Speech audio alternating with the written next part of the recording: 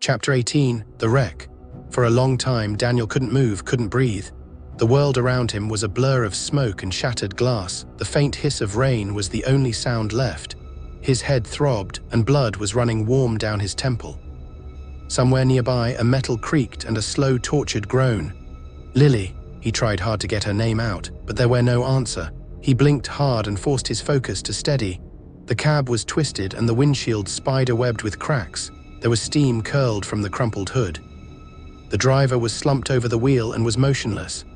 "Lily," Daniel shouted, panic slicing through the fog in his mind.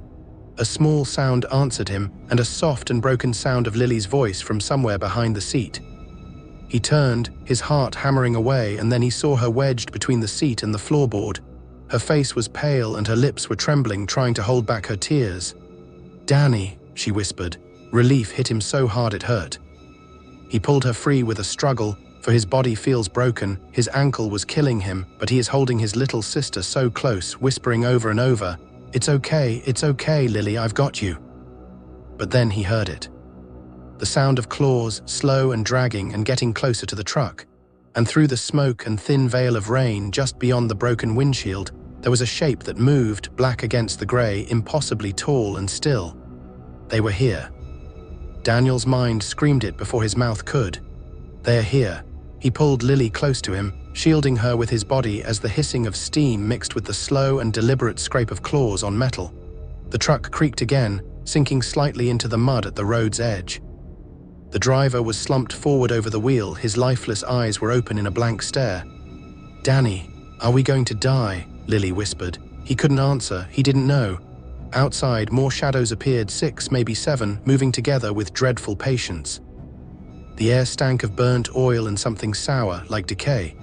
Daniel's hands trembled as he reached for the passenger door. It wouldn't open. He kicked at it, but it refused to open. The first hound stepped into view, and its body glistening like tar, its eyes burning like coals in a dying fire. It lowered its head and let out a growl that seemed to shake the world. Daniel braced for the end. Then the ground rumbled. At first, he thought it was his imagination or the echo of fear in his bones. But then the road itself shivered, a deep, rolling tremor rising from beneath the wreck. A moment later, the hillside below them gave way. The earth cracked and the ruined guardrail twisted. Suddenly, the entire front of the truck pitched forward, sliding down the embankment in a storm of mud and splintering metal. The hounds were howling as the truck tore loose and tumbled down the slope, crashing through roots and stones until it slammed into a ravine below. For a long time, there was only the sound of settling debris. Then Daniel moved, barely conscious, bruised and bleeding, but they were alive. Lily was beside him, crying softly and miraculously unbroken. The hounds were still above, pacing the ridge, but they couldn't follow. But Daniel pulled Lily to her feet, both of them shaking. The ravine floor was littered with the wreckage, but through the tangle of roots and rock, he saw something glinting in the grey light. An old drainage tunnel, half buried and black as a wound in the earth. He turned to Lily. "In there," he whispered hoarsely. "Now." She hesitated only a second before nodding, and together, they crawled toward it, slipping into the dark and wet tunnel as the hounds howled above them. They were angry, hungry, and powerless to descend after them. The tunnel was narrow and damp. Every sound, the drip of water and the rasp of their hands against the stone, echoed like whispers. The air smelled of rust and earth, and the taste of storm water was still heavy on their tongues. "Keep going," he murmured, his voice hoarse. "We're close." Lily crawled ahead of him, her small hands slapping against the mud-slick floor. The light from the wreck behind them was gone. The darkness and the smell of rain guided them now. Daniel could barely see her outline, just the flash of her hair when the lightning cracked somewhere above ground. "Sounds like there is another storm about to start." "Danny," she whispered, "I'm scared." "I know, little bug, just keep moving, we're almost there." The tunnel sloped sharply down, then it curved up. A thin stream ran between their knees and the air shifted, fresher and cooler. It was touched with the taste of the storm. Then Daniel saw it, a faint grey glow ahead. "Lily," he breathed, "there is the end." He helped her forward until the light grew wide enough to see her face again. She was pale and streaked with grime and tears over her little face. She looked like something carved from fear. A rusted grate blocked the exit. Daniel moved past Lily and pressed his shoulder against it and shoved as hard as he could. The metal screamed open just enough for them to squeeze through, and a shower of dirt and rust fell into his hair. "Go on, Lily," he said. "You first." She hesitated and shook her head. "No, you, Lily." His tone left no room for an argument. "Go." He pushed again, teeth gritted, and the grate shifted again just enough. Lily squeezed through the gap, scraping her arms on the edges. Daniel caught a glimpse of her boots as she scrambled toward the light. For a heartbeat, she was gone, and then her small voice called back, "Okay, Danny." "It's open. Come on." He hauled himself through, his chest scraping the rusted frame, and fell hard onto the wet ground, a little bit of blood seeping through. They lay there for a long moment, breathing. The air outside was cold, and the rain started again. The scent of wet soil filled the dawn. When Daniel finally lifted his head, he saw it. A stretch of open land rolling down into a valley, and far beyond, through the thinning mist, a town. It was small but real. He could see rooftops and a water tower, maybe even the faint glimmer of glass from a window catching the weak morning light. "Look," he whispered, touching Lily's shoulder.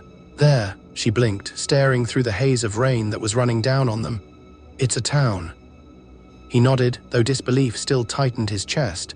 "We can make it. It's raining and they are afraid of water, remember." They started walking slow and stumbling through the wet grass. Their shoes squelched, their bodies burned with exhaustion, but there is finally hope. Fragile hope, but alive, pushing them forward. And yet the forest wasn't done with them. The trees began to close in again, the branches knitting together overhead, shutting out the pale daylight. The shadows thickened, stretching between the trunks, and the faint shapes of the hounds prowled along the edges of sight, using the cover of the trees, waiting for the rain to falter. Daniel and Lily need to reach that small town before the rain gives the shadows and hounds there a break they needed. Daniel tightened his grip on Lily's hand. "We have to reach the open road, before dark." The air felt heavier now, the rain thinning to mist. Each step forward felt like walking deeper into a warning, a battle for time. Daniel limped as they pushed on, the pain in his ankle flaring with every uneven step. It had been hurting more now, a twisted joint, swollen and tender, throbbed like fire. Each time his foot touched the ground, his breath caught in his throat. He didn't dare to stop, not now. Lily glanced up at him, worry flickering across her tired face. "Danny, you're hurt." "I'm fine," he said through clenched teeth. "We just need to keep moving." The rain was their only shield. It pattered softly against the leaves, soaking their clothes and masking their scent, keeping the shadows at bay. But Daniel could feel it thinning, lighter drops and wider gaps between them. The trees were closing in again, and the light was fading under the thickening canopy. The air grew heavier. He stumbled once, his ankle twisting sharply, and he nearly went down. Lily caught his arm. "Danny," he swallowed the pain, forcing himself upright. "I'm okay," he lied. "Just keep going, little bug. The town is close." "It has to be." They moved more slowly now, Daniel dragging his leg through the mud and over roots. Every sound behind them is setting his nerves on edge. Somewhere in the distance, thunder was rolling again. But it was faint and fading to the east. The rain was ending, and Daniel knew with a sick twist in his gut that once the last drop fell, the shadows would come for them again. "Please," he whispered to no one, maybe to the storm itself, "just a little longer." Daniel's steps grew slower. The mud clung to his boots, and each one was heavier than the last. His ankle burned like fire, swollen and useless beneath him. Every time he stumbled, he bit back a cry that Lily wouldn't hear the fear in it, but she noticed anyway. "Danny," she whispered, her voice breaking, "you're bleeding and you're hurting." She is almost near her tears. She can see her brother's pain. The rain was almost gone now, only thin drops slipping through the canopy. The forest pressed in on them, thick and heavy. The sound of the storm was fading, and with it, their shield. They broke through a curtain of branches and stumbled onto a narrow dirt road. Ahead in the distance, Daniel thought he saw rooftops, pale shapes through the mist. The town was near them, they were so close. "Lily." He breathed, gripping her hand. "See that? We're almost." His ankle gave out. He fell hard, the impact stealing his breath. The pain exploded through his leg. "Danny," Lily dropped beside him, tugging at his arm. "Get up, please," he tried. Fracken, he tried with all his strength. But the pain was too much, and his strength was gone. The world tilted around him, spinning with exhaustion and cold. "Lily," he caught her hand, his voice was low and urgent. You have to go, run to the town and find someone, anyone, get help." Her head shook wildly, her tears mixing with rain. "No, I won't leave you. You have to." His tone is sharp and the fear is breaking through. "Listen to me, little bug. You run and you don't look back, not for anything." Behind them, the forest breathed. The mist shifted and the shadows were moving again, slow and silent and watching. But they didn't cross. The last drops of rain still clung to the air, a thin veil holding them back. For now.